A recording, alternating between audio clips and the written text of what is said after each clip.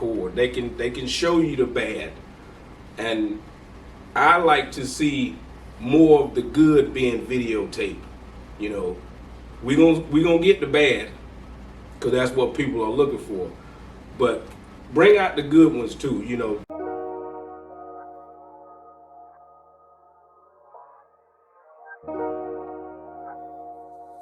Hey, Dill, get this bitch knocking.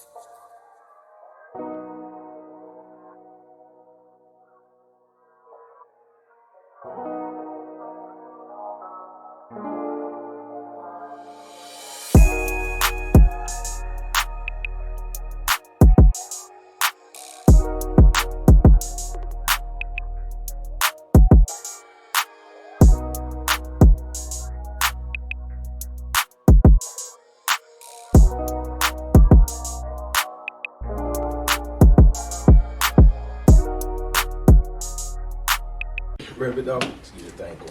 Let's get it going. We're back on another episode of Yard Talk 47 with your boy Kev, aka Happy Dan, and my big homie. OG Just. Good evening, folks. Good evening. Thanks for everybody that commented on the last episode. Right now, if you're watching this here, hit the like button, hit the share button, and make sure you comment. And we will definitely read those comments and talk about it. So to recap on the previous episode of that we had, love and understanding.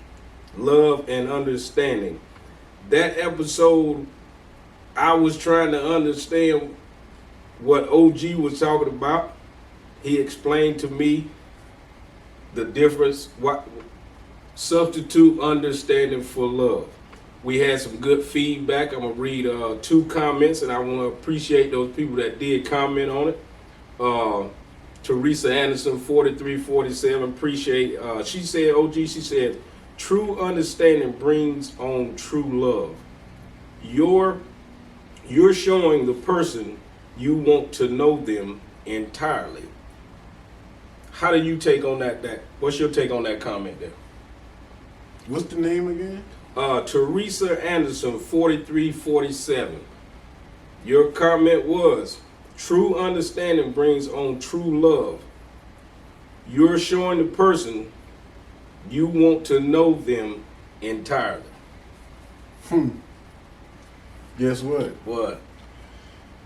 You know why that rings so familiar to me? That's my daughter's mother. Wow. And yeah, I taught her well. She understands. She really do. She took the time to learn me, gave me my only child, and as you can see, the fruit from the seed that was planted 23 years ago has blossomed.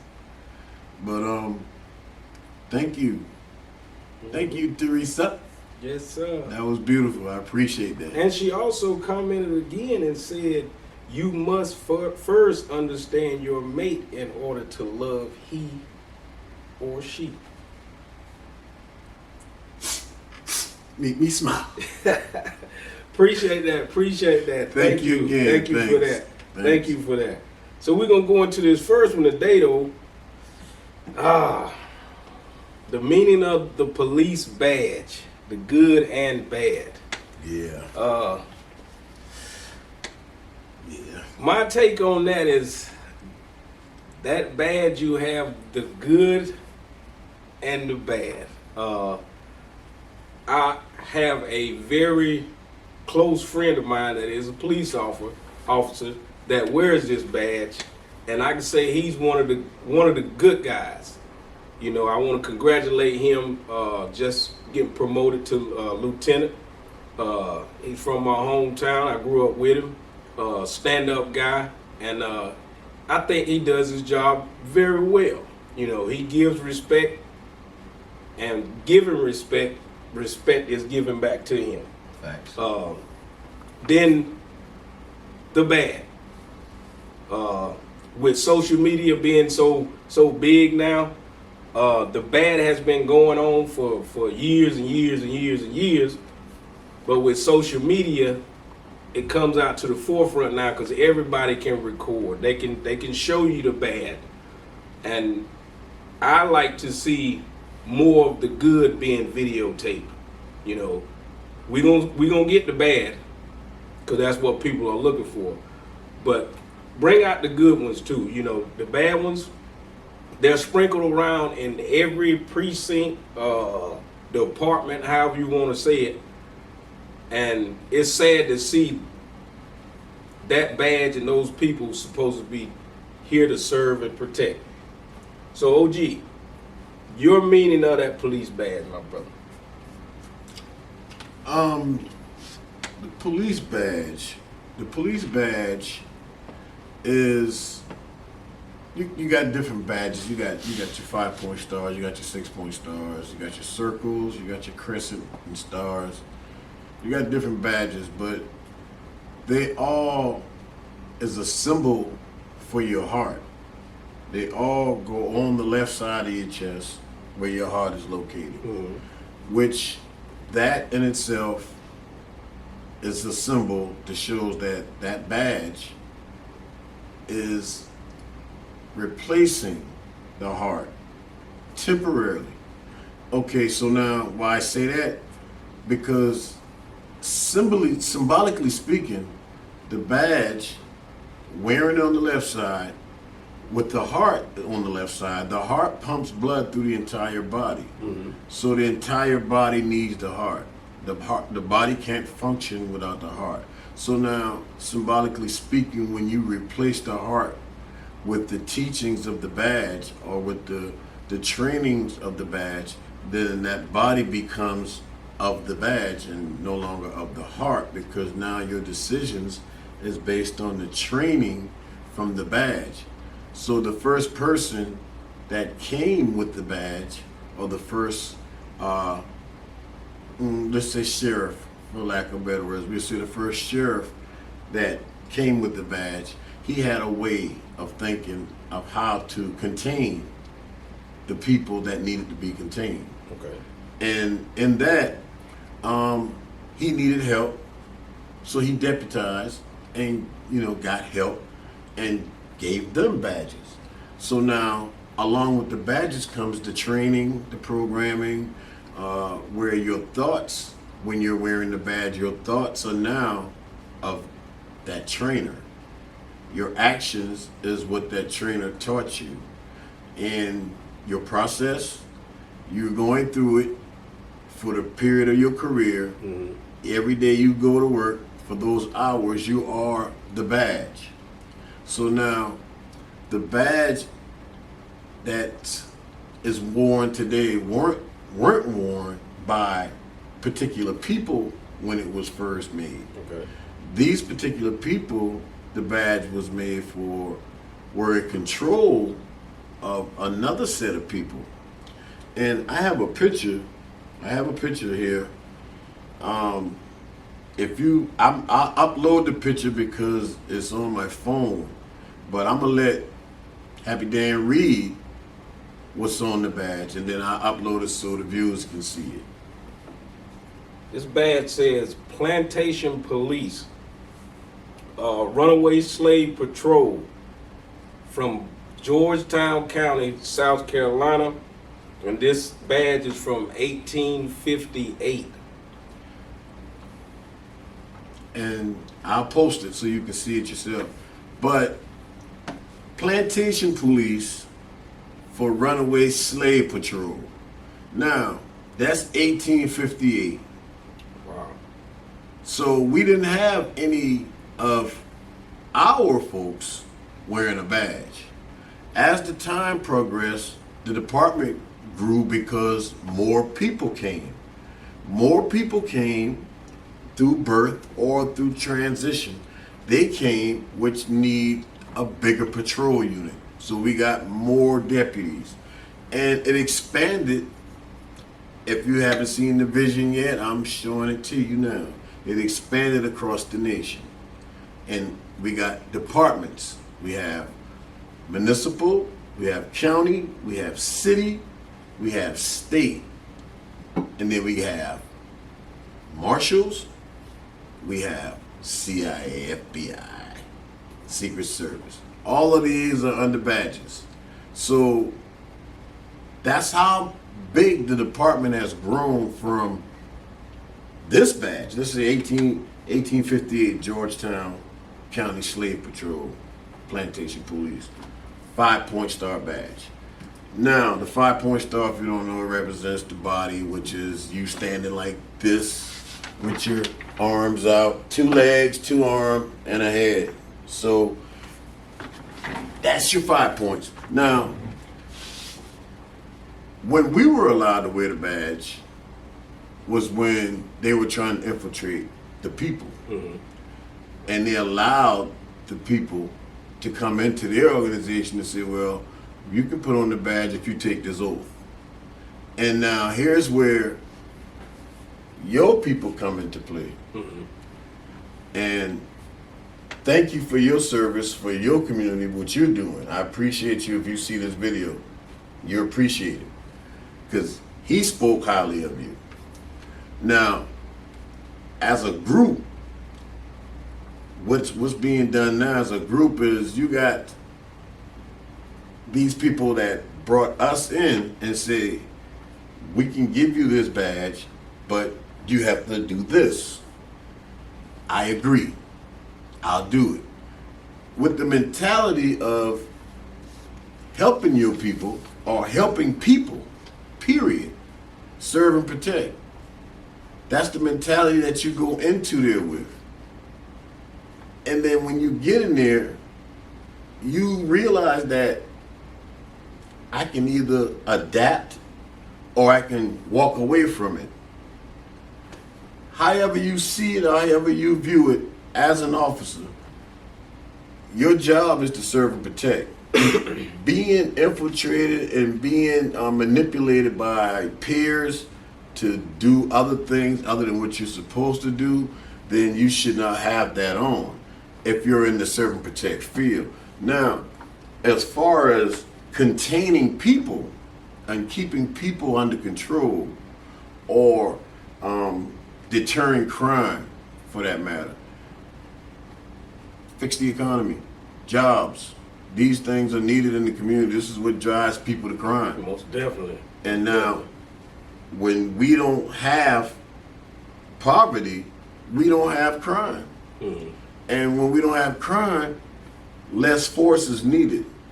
But at the time when the force was made or created, it was for another purpose. Mm-hmm. But as the people grew in numbers, the people expanded out, and now they need to be more contained because they're actually on a larger scale now. Okay. So now we got to upgrade the force. Mm-hmm.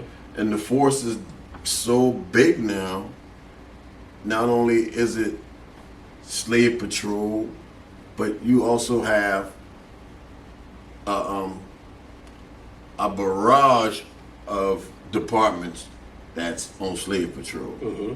And In certain areas and states. Yep. right. Mm-hmm. And the slave patrol is not the mentality of 1858. Mm-hmm. The slave patrol is the mentality of 2023.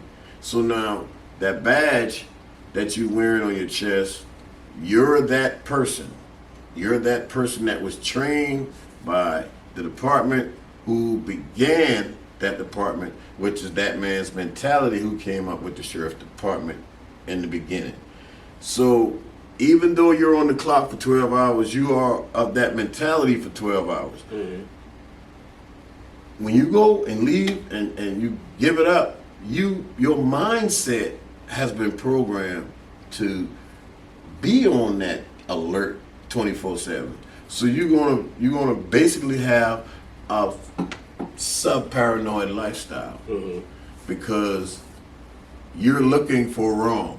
You're At all seeking times, wrong. yeah. Right. Mm-hmm. And when you look for things, you normally find it.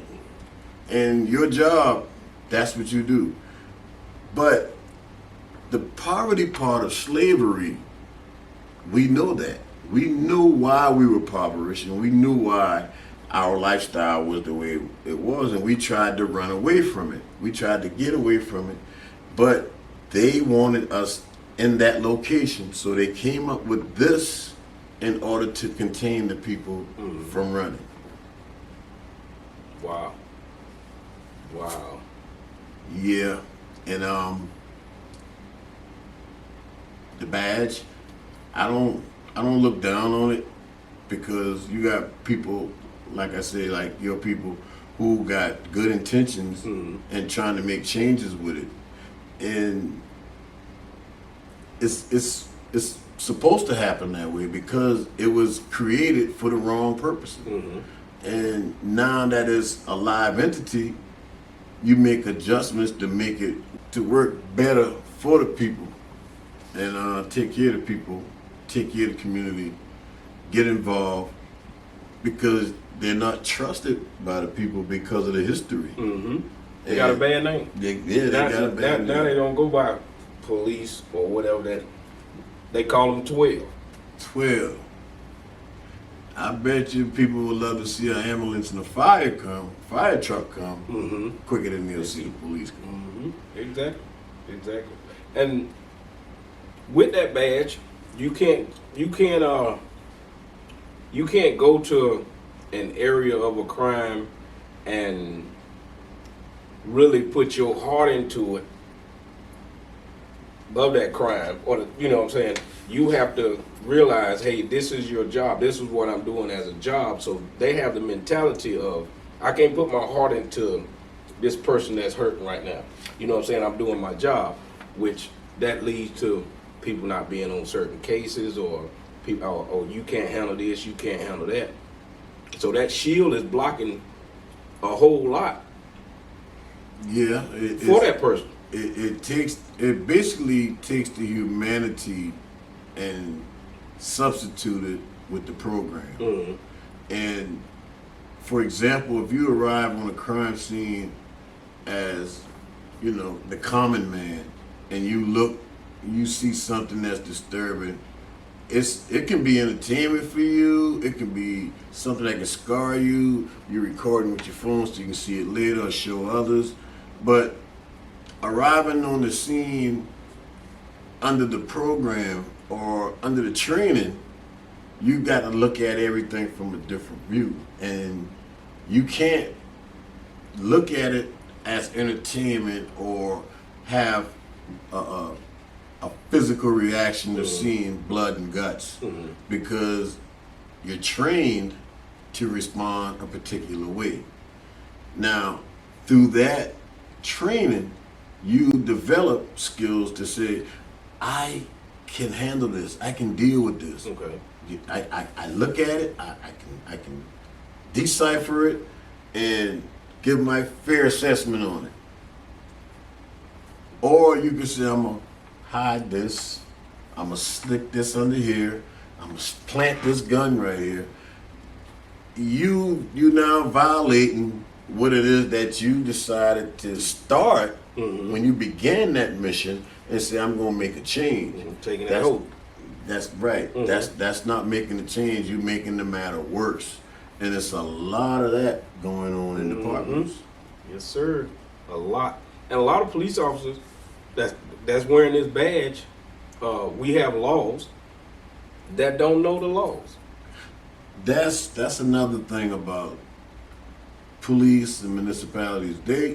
Magistrates, they deal with common things like if I damage your property, or I take some property from you, or just that. Someone has to, say, I'm gonna magistrate over this and make the decision for y'all because y'all two can't come to an agreement. Okay, now that's in itself within your community. Your mom, when you and your sibling having beef, she makes the judgment call. But when you violate another man, if you and that man can't come to an agreement, then someone else would mediate for y'all. The system now that we're in is not doing that. They're now running it as a business. Okay. It's a business. So it's not law. It's a business. It's a business. There's no law. Okay. We're not. There's no law on this land. There's only articles. There's articles and there's statutes, and they have what they call legislation, where they legislate these bills. But law is the law that we actually are under is maritime law.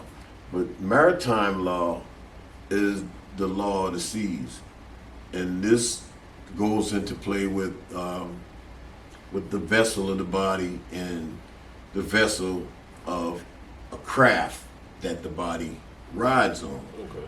Now, on the waters, you're an international being. You're a free man. You're able to travel this earth. That's your God-given right. Now, when you come into port or dock, now you have to have a manifest, and your manifest have to be checked by the dock worker, and he'll decide your cargo and make his decision whether to take your ship in port. And while you in port, you can't make no money, or your ship is at a standstill, and you're under the guidance of that port that you're in. Okay. Now let's flip that. And let me give it to you from the hospital aspect. So your mom. There's still law? Hmm? There's still law? This is now we dealing with the land. Okay. See, this is law of the seas that I just explained. Okay, gotcha. And this is the free man that able to roam the lands. Mm-hmm. But when you arrive to the land, particular land has particular statutes. Okay. And we know this one that we're on, you have registrations, you have titles, you have deeds, you have licenses. It's paperwork. You got a lot of paperwork to do. So now, let's flip it to the hospital. Your mom comes in, carrying you in her belly. Mm-hmm. That's the vessel. She's the vessel, and you're the cargo. Mm-hmm. And when she comes to the hospital, she has not a dime in her pocket. You know somebody ever paid for delivering a baby? Do I know anybody that's Ever paid out their pocket Oh, no, after no, delivering a baby? No. If you know anybody, viewers, anybody that ever paid out of their pocket for a hospital delivery, let me know, please. Please leave it in the comments. And yeah, subscribe, please, and hit the like button if it's to your agreeing. Yard Talk 47. Yes, sir. The hospital. So now when she arrives, your mom carrying you, you're the cargo, she's the vessel. She's seen by the doctor. Mm-hmm. So now the doctor examines the vessel and decides whether the cargo is going to benefit the country Mm-hmm. that is coming to. Meaning the child. That meaning the child. So now you understand that this country is a business. So now mom says, cool. She signs the birth certificate, which is the manifest for the cargo. After she signs the birth certificate, now this cargo belongs on this land Mm-hmm. because we have the manifest. And now this child grows to become an adult. This child agreed through its parent, without knowing, Mm-hmm. that its parents sold it to the corporation. Okay. And now this child is obligated to pay its portion of the deficit that we're under, because his birth amount was included in our deficit. So you got to work 30 years to pay off your debt. You work for 30 years and you put that time in, and then you retire. And then they give you a little bit out of the cargo's worth. The cargo worth is $2 to $6 million on each birth certificate.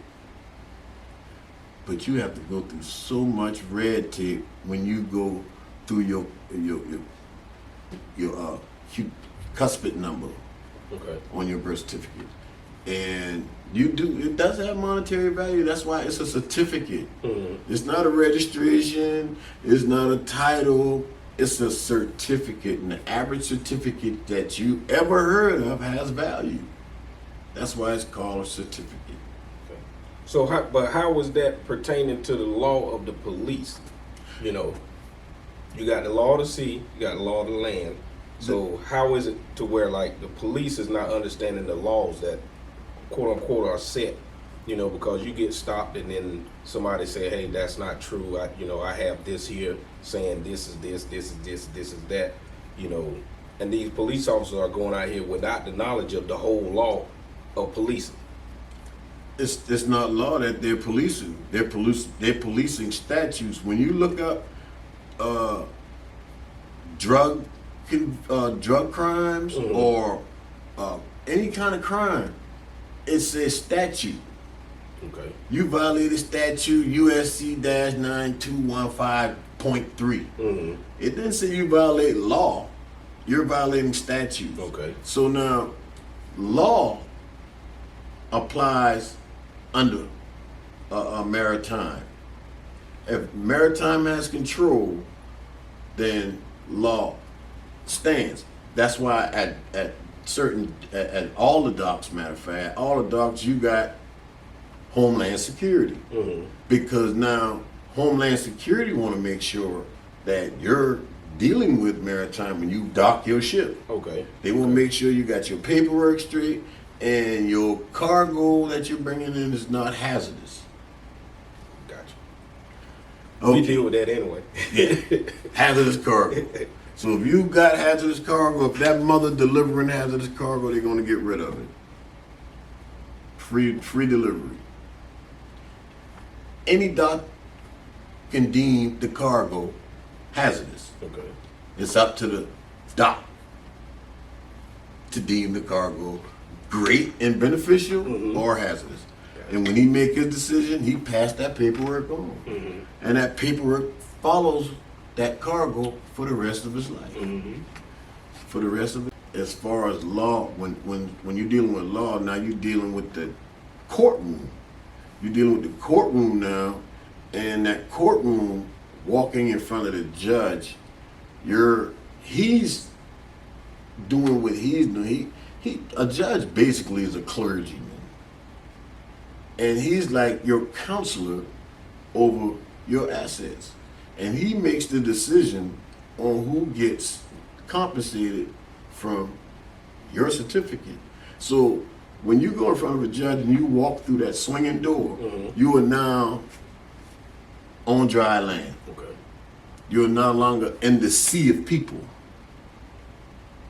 When you walk through the swinging door of the courtroom and you stand in front of that bench, you are now on dry land, and he's going to determine the cargo, what the cargo is worth, and how much the cargo is going to benefit, and then they determine the value of that certificate that's yours. They take that number. You have a number that follows you. It's called you got the FBI number, and you have a EID number. That number follows you for the rest of your life. You have monetary value in your certificate. Every time you go to a credit bureau for credit, consumer reports, cars, loans, hospitals, they ask you for change, but they're getting the majority of it already. They're already getting it out of the certificate because your mom sold you without your knowledge. You were sold to this corporation that we live in. It's a business. Wow. It's a business. Wow. That's some good stuff there. Now you were talking about going through that swinging door. And getting in front of that judge. And this is what I want to ask, because this here is something that you know firsthand. Standing in front of that judge, and of course you did commit a crime. Is that true? Yeah. It's time for sentencing time, and that judge is giving you your time to go serve in prison. I want you to talk just a little bit about prison, because this topic is going to be pretty long. Yeah. But I want you to give us, your take of standing in front of that judge, a judge giving you that time, and how was it, and how were you mentally at the time when he gave you that sentence to go into prison, in your experience? It's intimidating. It's intimidating when you have a charge over your head. Mhm. Once you get caught in that system, it is like a fly getting out of a spider's web. Okay. It's difficult. So now you go through the process, being arrested, going fingerprints, jail, bond, getting a lawyer, preparing to go in front of this judge. All of that is smoke and mirrors. But they have their community so tight-knit with judicial and circuit. So you got that little tight-knit community, and when they make their decision to send you to prison, you're standing there with all the negative thoughts running through your head before you even get in there in front of that judge. Okay. You're thinking those thoughts. I'm going to prison, or if I'm going home, what I'm gonna do when I get there, if I know anybody there. You got a barrage of thoughts running through your head. Okay. But now when you get in front of the judge and he gets to talking to go to sentence you, all your nerves go to your gut. Everything exists about you go to your gut. And you just get this feeling like, I understand how possums, how their neurotic system work, because when you scare them, their body goes into shock and they just lock. And you get this feeling before the judge tell you the number that he gonna tell you, because you don't know. Pre-court, you don't know what you're gonna get. Mm-hmm. And when he sentences you, right then gonna determine whether you lose your mind or whether you gonna survive through it. Wow. Because the number that he tells you, if you're facing 30, like I was facing 30 years. Hold on. He said he was facing 30 now, y'all.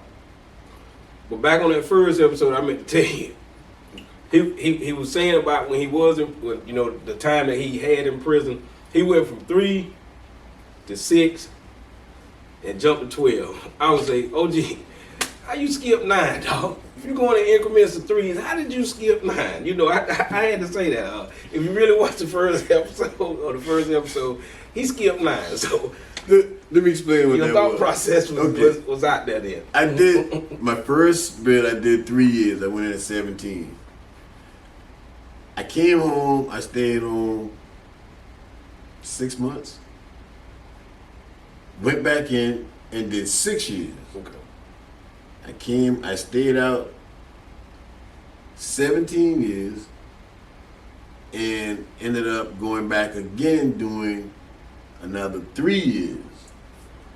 And then recently I did 2 years. And that's just state time. Okay. That's just state time. So yeah, 3, 6, yeah, it was 3, 6, no 9. 9 involved No 9 in that in one. that. You went from If you 6 had to them all 12, up, yeah. you're gonna exceed 9. Yeah, it's very intimidating, bro. When you going in front of a judge, I can flip it. You want me to flip it? I'll flip it. You go in front of the big judgment, and he looks in your book of life and determine how you live your life and sentence you to freedom or jail. Oh, wait a minute, we flipped it. Sentence you to heaven or hell. You go before the throne, and he opens the book of life, and he judges you from the book of life, which is your record, your criminal record. Oh, he been terrible. You going there. He wasn't that bad. Send him home. You going to heaven. Their system is okay. Let me stop. No, you good. You good. You good. There's no law on this land. We're under statutes, and the judge, when you get that time and he give you that time, they're all benefiting from that. They're all benefiting from it because now it's industrial, where it's on the stock market now. You can buy a bed from prison through the stock market, and their job is to keep the beds full. So how was it like when you first went in? What your thought process of going through the booking process of going to prison, not just the regular Right. kind of jail, The prison. just going back there. Well, coming through the door, they're going to humiliate you. The staff will humiliate you. When you first come through the door, you're coming from a jail now, and you're coming from a county, going to a prison. So in transport, somehow or another, they expect for you to gain contraband in some kind of way. So what they do is when you walk through the door, they make you strip naked. You in a group of people, everybody seeing everybody, but bone ass nigga like you just been born. And they tell everybody to bend over, spread them, lift them up. They look under, open your mouth. They check your ears, check under your armpits, check under your feet. And if you transporting anything, it's gonna be inside you. And prison, they call that suitcasing. You brothers who've been to prison know what suitcasing means. Some brothers got Samsonites, some brothers got Gucci bag. Yeah, they did, boy. Listen, they ruined back then. Don't go into that. I won't. Yeah, I won't. That's for another time. That's for another time. Cause this time we're gonna be going for a minute. Yeah, okay. So, I mean, yeah, you get humiliated, man, and they give you a full medical examination, and they make sure you healthy enough to work on their plantation. And if you go into a yard, coming through the door, let me stick with that. Coming through the door in your humiliation process, and then your examination, you get assigned to a yard, and you get assigned to a job. At the same time, this is going to be you for the remainder of those years or months that you got to do. Okay. When the judge give you that number, like I said, you either gonna bend or you gonna break. Ooh. You got two options. And going through the door, once you hit the yard, you run into one or two people you may know. You get your head shaved off. You starting like a brand new plant. Okay. Make sure you ain't bringing no lights or anything in there. The temperatures in the building is below 65 degrees all day long. It's a sterile environment. And they keep you healthy through the whole process. And you come through the door, again, these people will take full advantage of you if you're weak. If you got a weakness in you, they're gonna exploit it because you're on a compound with 12 to 1,500 different individuals, 12 to 1,500 different personalities, characters, and you have to find yourself within that community so you won't be in violation of others. Okay. And in that, you meet people you may have known from the street. They take you around and show you different things, the gym, whatever, the cafeteria, canteen. And they show you the different people, who you should deal with, who you need to stay away from, who about this lifestyle. And after about 2 weeks, I fell in. I adapted because I realized that I wasn't going home no time soon. Okay.